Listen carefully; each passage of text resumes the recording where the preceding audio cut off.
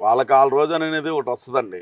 ఆ రోజు వచ్చేసరికి వాళ్ళకి ఏమీ ఉండదు. ఎందుకంటే ఆ ఉన్న 11లో కూడా ఒకటి కూడా తీసేస్తే ఆ ఒకటి వచ్చే పరిస్థితి కూడా వచ్చిద్దో రాదో అన్న దీనమైన స్థితిలోకి వెళ్ళిపోయారు వాళ్ళు. ఉమ్, వాళ్ళంటూ వచ్చినప్పుడు చూద్దాం.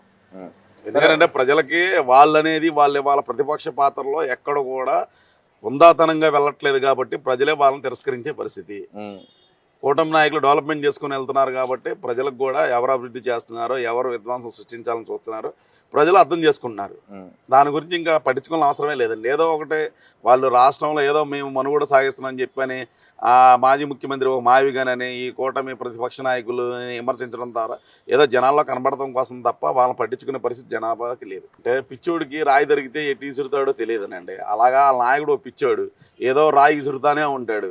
ఆ రాయి చిన్నప్పుడల్లా పాపం వైసీపీ నాయకులు కూడా పాటలు పడాల్సి వస్తుంది. ఎటు ఇసిరితే అటు వెళ్ళి భజన చేయాలి అనకూడదు. కానీ ఏబిఎన్ రాధాకృష్ణ గారు చెప్పింది ముమ్మాటికి వాస్తవమే వాళ్ళకి.